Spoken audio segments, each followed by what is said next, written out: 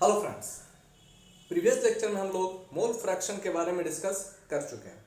इसके साथ साथ हम लोग मोल फ्रैक्शन और एवरेज मोलर मास में क्या रिलेशन होता है इसके बारे में भी हम लोग डिस्कस कर चुके हैं। आज हम लोग कंसंट्रेशन टर्म के next term molarity of the solution के बारे में डिस्कस करेंगे। तो चलिए देखते हैं, without wasting time I come on the topic molarity of the solution. Firstly हमें ये जानना है कि मोलारिटी कहते किसे हैं। It is defined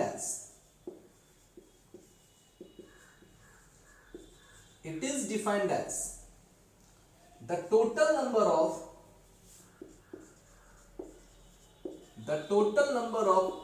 moles of solute, the total number of moles of solute present in 1 liter of solution, present in 1 liter of solution is called molarity of the solution. Molarity of the solution, इसे हम molarity का नाम देते हैं। ठीक है, molarity is denoted bye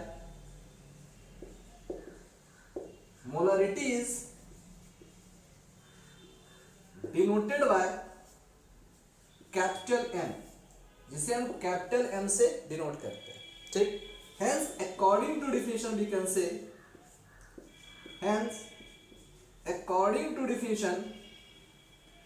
से, molarity is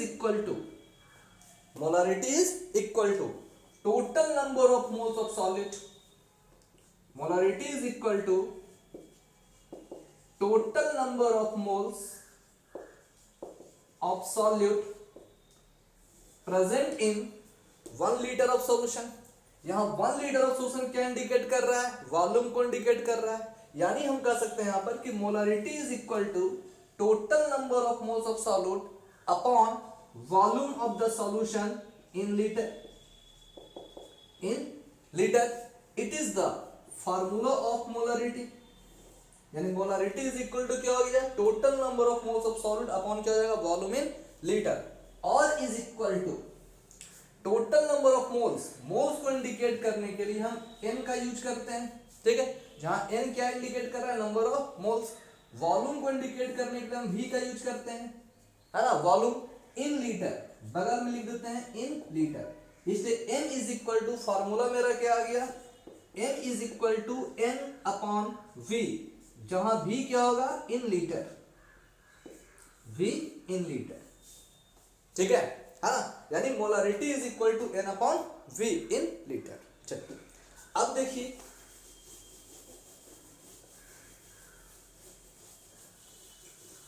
तो m is equal to n upon v in litre, इसे हम क्या करते हैं? इक्वेशन फर्स्ट ले लेते हैं।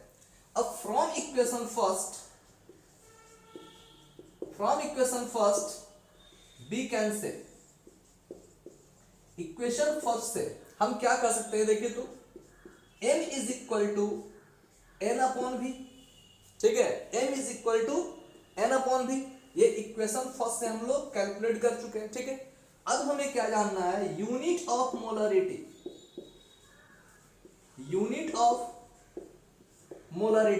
है ना। तो इक्वेशन फर्स्ट से हम जानते हैं m is equal to n upon v, है ना। इसलिए अगर हमें मोलारिटी का यूनिट निकालना है तो हम क्या करेंगे? देखिए, मोलारिटी के प्लेस पर हम क्या लिख रहे हैं? Unit of molarity. मोलारिटी के प्लेस पर हम क्या लिख रहे हैं? Unit of molarity. तो यहां पर n के प्लेस पर क्या लिखेंगे? यूनिट ऑफ n, है ना, यूनिट ऑफ n, यानी unit of mole upon unit of volume, और हम जानते हैं यूनिट ऑफ मोल का यूनिट क्या होता है? मोल होता है, जबकि वॉल्यूम का यूनिट क्या होता है? लीटर होता है। ठीक है, वॉल्यूम का यूनिट क्या होता है? लीटर होता है। ठीक है, इसलिए हम कह सकते हैं यहां पर कि मोलारिटी का यूनिट होता है, इसलिए यूनिट ऑफ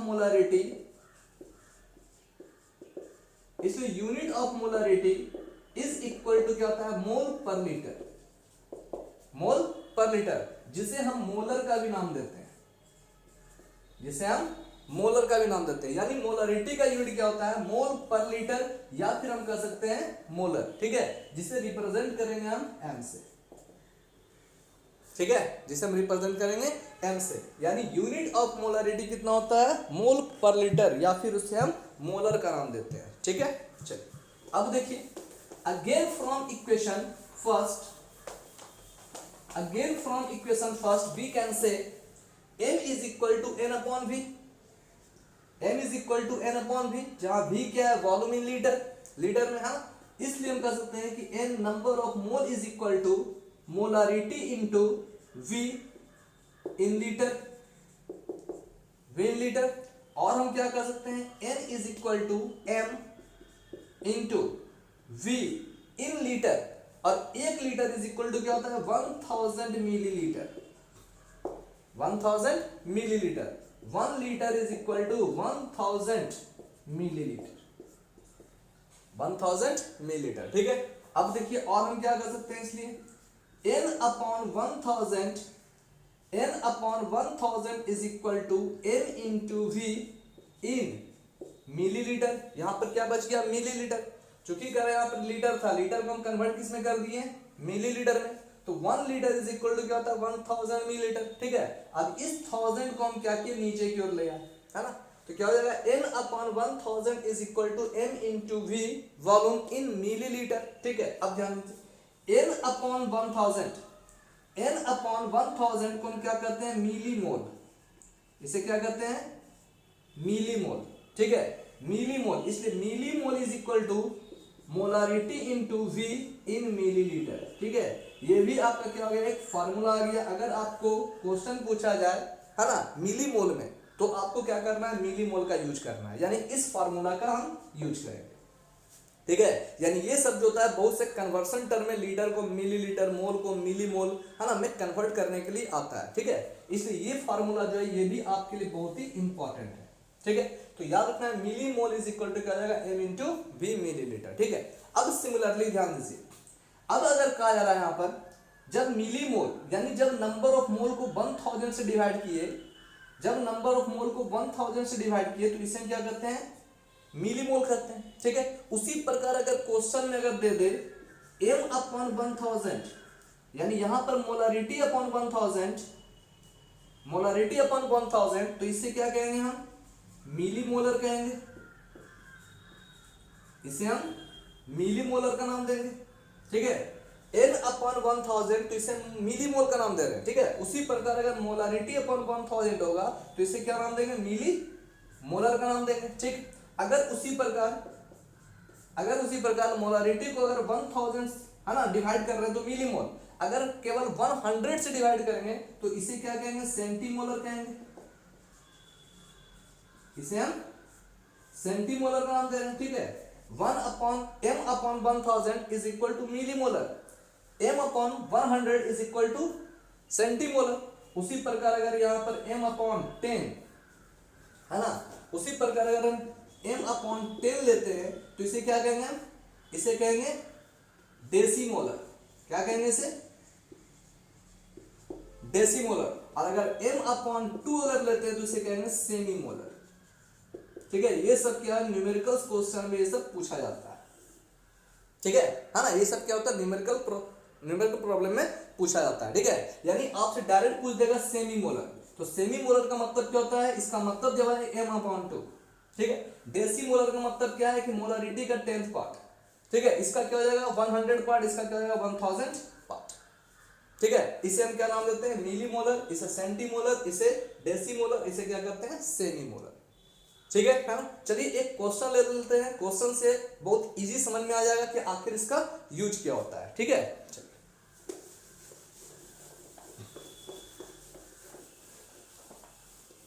अब देखिए, मेरे पास क्या है, क्वेश्चन, आपसे क्वेश्चन पूछा जा रहा है, how much gram of urea,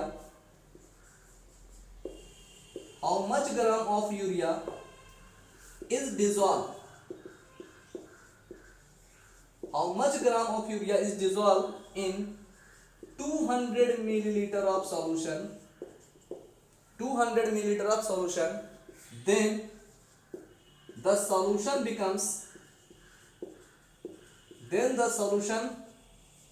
becomes डेसीमोलर।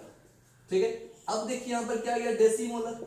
ठीक है, और डेसीमोलर का मतलब क्या होता है, m अपॉन 10, यानी इसका मतलब है कि यहां पर मोलरिटी जो दिया हुआ है वो कितना दिया हुआ है, m अपॉन 10 दिया हुआ है। ठीक है, डेसीमोलर दिया हुआ है, और डेसीमोलर का मतलब क्या होता है, m अपॉन 10 होता है। ठीक है, अब देखिए, तो from the definition of molarity we know very well that total number of moles upon क्या होता है, volume in litre, upon volume in litre, और इज इक्वल टू हम क्या जानते हैं, नंबर ऑफ मोल्स। ठीक है, number of moles n upon v in litre. अब number of moles equal to हम जानते हैं क्या होता है, weight in gram upon molar mass, weight in gram upon molar mass. तो देखिए यहां पर, तो m इज इक्वल टू क्या हो जाएगा, m is equal to n, n यहां पर नंबर ऑफ मोल्स, और number of moles equal to क्या होता है, वेट इन ग्राम, है ना, number of moles of solute, number of moles of solute. और यहां पर सॉल्यूट कौन है, यूरिया, है ना, यहां पर है ना, सॉल्यूट कौन है, यूरिया। तो हम कह सकते हैं m is equal to n upon v, n का मतलब मोल, और मोल किसका निकालना है ना, तो यूरिया का। तो यूरिया का मोल निकालने के लिए हम क्या यूज करेंगे, weight in gram upon molar mass. तो weight in gram of urea upon molar mass of urea, molar mass of urea upon क्या होगा, volume in litre, volume in litre. ठीक, अब देखिए, अब हम जानते हैं यहां पर m is equal to weight in gram of urea. Urea का वेट हमें निकालना है, यूरिया का वेट हमें निकालना है। ठीक है, लेट कर लेते हैं यहां पर कि x gram of urea is dissolve, है ना, x gram of urea is dissolve in 200 millilitre of solution, है ना। तो ध्यान दीजिए, तो weight in gram of urea let कितना कर दिए, x gram. Molar mass of urea कितना होता है, NH2CONS2। यूरिया का मॉलिक्यूलर फार्मूला क्या होता है, NH2CONS2 होता है। ठीक है, इसका अगर मोलर मास निकालेंगे तो कितना आ जाएगा, 14 plus 2 plus 12 plus 16 plus 14 plus 2। ठीक है,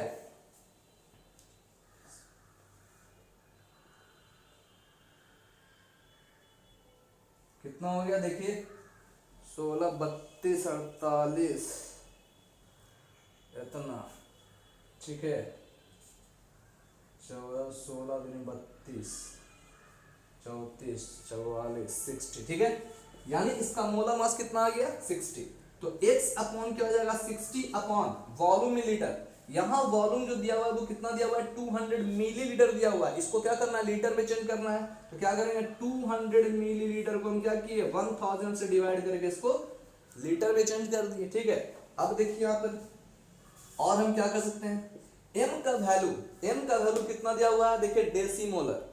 ठीक है, यानी इसका मतलब क्या दिया हुआ है, m अपॉन 10 दिया हुआ है, 1 अपॉन 10 दिया हुआ है। ठीक, तो देखिए यहां पर 1 upon 10 is equal to x upon 60 into 1000 upon क्या हो जाएगा, 200।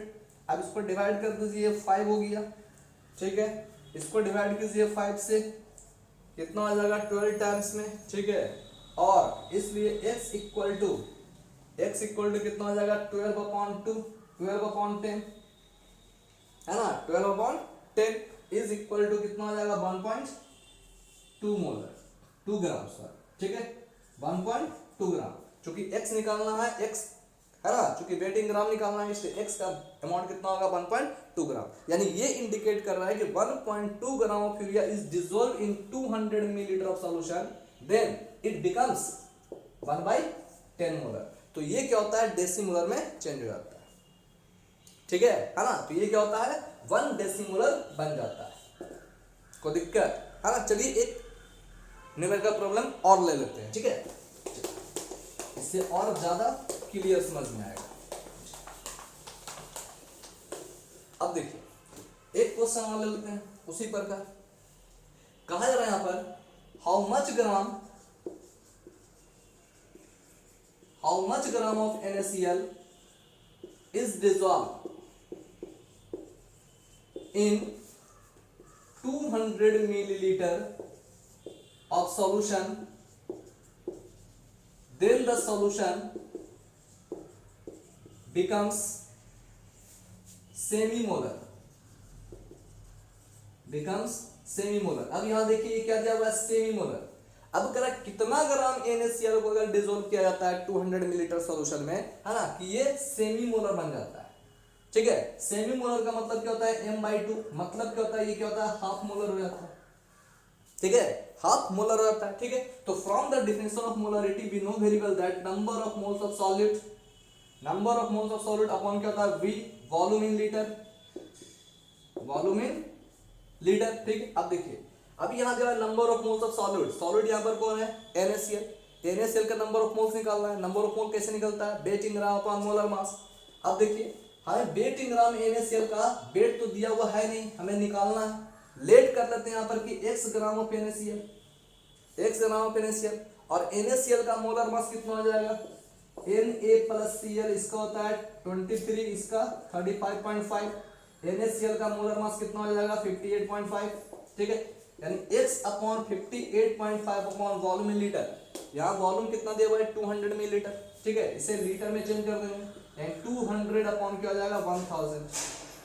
ठीक है, अब देखिए यहाँ m का वैल्यू कितना दिया हुआ है, सेमीमोलर, यानी इसका मतलब कितना होगा 1/2, 1/2 is equal to x upon 58.5 into 1000 upon 200। ठीक है, अब इसे डिवाइड कीजिए, कितना हो जाएगा 5। ठीक है, और हम कर सकते हैं यहाँ पे, इसलिए x इक्वल टू कितना हो जाएगा, देखिए x equal to 58.5 upon 2 into 5।